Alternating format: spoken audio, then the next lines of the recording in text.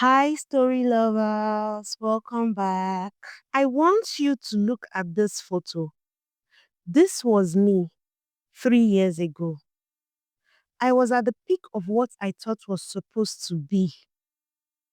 I wasn't just doing well, I was Maya J, the Afro Lux mindset coach, the one who sold the Lagos dream, the belief that hustle plus manifestation equaled an Ikoyi penthouse and private chefs.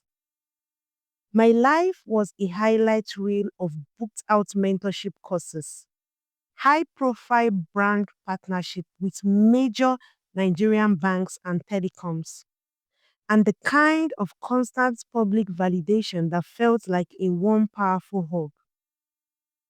I had the sleek downtown apartment, the Range Rover Sports, and every morning I woke up feeling like I was the ultimate IT girl of the Lagos scene.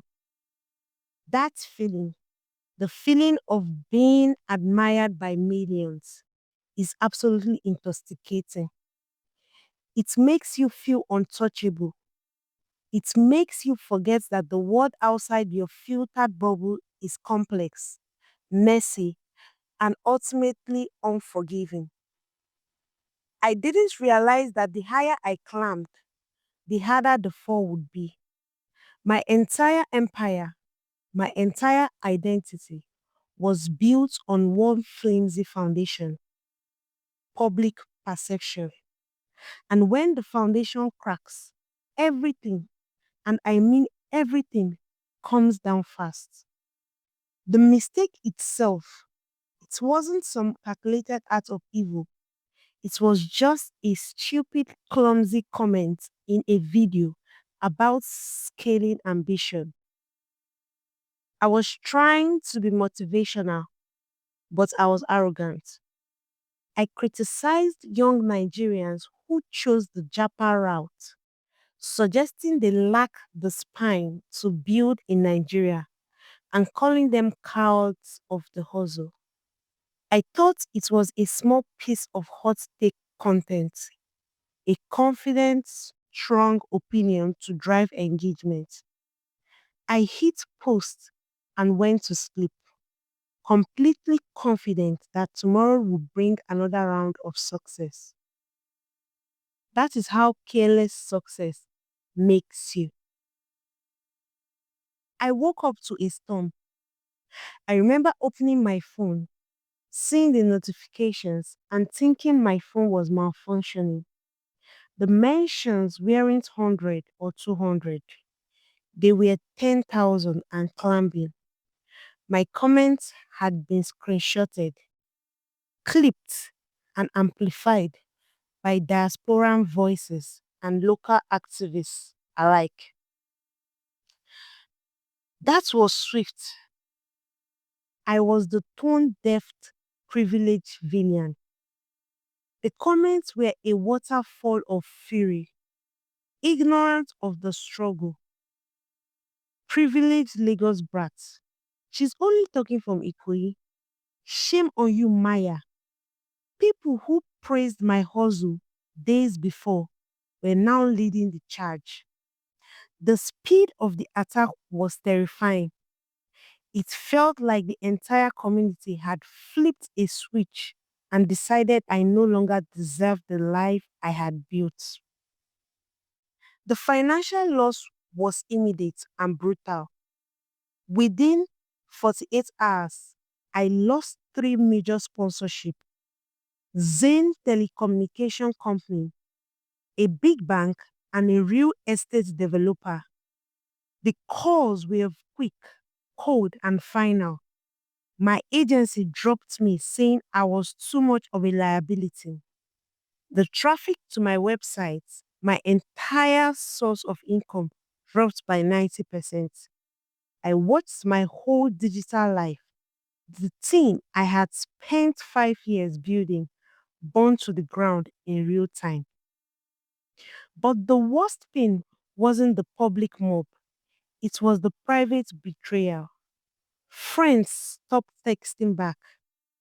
They didn't want to be associated with the problem. The stigma of falling off in Lagos social circle is severe. I was completely isolated. I went from being admired by millions to being despised by millions, and suddenly utterly alone. I tried to apologize. I posted a tearful, shaking video. It only made things worse. The public decided my apology was insincere, calculated, and too late. They didn't want reconciliation, they wanted retribution. I deleted all my social media. I sold the Range Rover. I pulled the plug. I hid.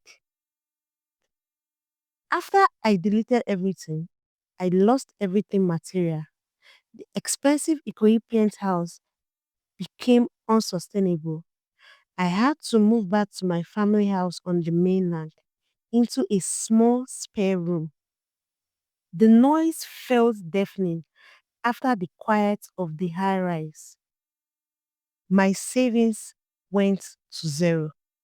I went from being a CEO to being unemployed, haunted by a mistake that everyone but me seemed to have the right to forget. For months, I was trapped in a circle of rage and self pity. I hated the people who had attacked me. I hated the platform that enabled the mob. I was the victim, right? They had stolen my career, my identity, my future, and the anger felt justified. But the anger was a hungry ghost. It didn't hurt them, it only consumed me. I couldn't sleep. I felt physical sickness every time I thought about my old life. I realized I was holding a massive weight, a burning coal of resentment, but I couldn't put it down. One evening, my sister gave me a book. It was an old, simple text on spiritual philosophy, but I had nothing else to do. And that is where I found the concept that stopped me cold.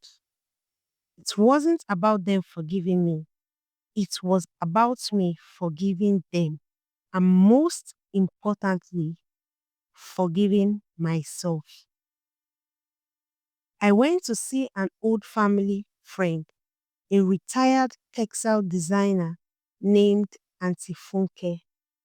Auntie Funke was the antithesis of my old life. She was quiet, patient, and valued the slow process of creating on a loom over the quick thrill of packaging and hype. I told her the whole story, waiting for her to validate my victimhood and range. Auntie Funke listened, patiently studying the weave of a hand-dyed Adire cloth. Then she said something I will never forget. Maya, the social media mob took your endorsement. That was cruel. But the person who keeps punishing you, who keeps reminding you of the shame, who refuses to let you move past that mistake, that person isn't the internet. That person is you. She was absolutely right. I was my own most aggressive counselor. I had forgiven 1,000 minor mistakes in my friends, but for my own failure of judgment, I demanded permanent penance. The problem wasn't the lack of forgiveness from the world, it was the lack of forgiveness for myself. Auntie Funke taught me that forgiveness is not a feeling, it is a decision. It is a decision to stop letting the person who hurts you, whether that was a public mob, a false friend, or your past ignorant self, rent space in your head for free. She likened it to unknotting a difficult pattern on the. You have to patiently separate that bad thread to continue the weave. First, I had to forgive the mob, not because they deserved my grace, but because I deserved freedom from their constant presence in my mind.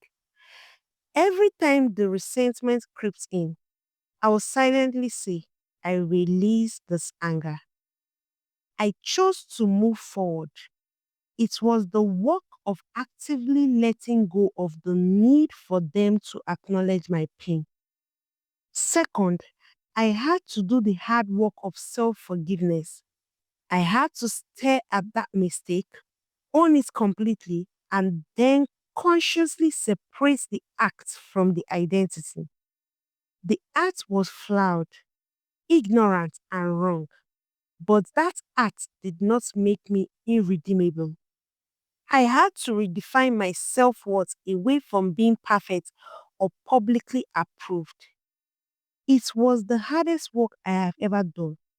It wasn't overnight, it was a slow, quiet process of rebuilding self worth with simple, non digital action. Learning to make my own bespoken fashion pieces, volunteering at a local youth center, helping my sister manage a small home shop, actions that had inherent value, regardless of likes or comments. I started to build a life based on process, not performance. I learned the most profound truth about forgiveness. It isn't a gift you give to the person who harmed you. It is a gift of peace you give to yourself. When you forgive, you break the chain that tied your happiness to the past. When I forgave the people who counseled me and finally forgave myself, I found a peace that all the sponsorship and followers in the world could never buy. I lost everything: my platform, my money, my reputation. The entire Lagos image was shattered. But what I gained was far more valuable: a life that isn't dependent on public opinion. I saved my future, not by clowning my way back to the top of Ikoyi, but by realizing true value is found in the quiet work of authenticity and crafts. If you are holding onto resentment right now, whether it is towards someone who betrayed you or towards a past mistake you can't seem to shake off, know this: the cancellation is already over. The court is adjourned. The only person still holding you captive is you. Forgiveness isn't about forgetting or excusing the mistake. It is about accepting the past and choosing to invest your energy in building something beautiful in the present. It is the ultimate act of self preservation. I have started a small real world business now, a bespoken textile and fashion studio. It is quiet, it is slow, and it serves real people, not algorithm. It is not a comeback story. It is just life, and it's wonderful, and it is mine. So my question for you today is: what mistake are you still punishing yourself for? And what would your life look like if you finally choose to let it go? Do let me know your thoughts in the comment section. Thank you guys for watching today's video. Join us on another journey through Tales by Meme. Thank you.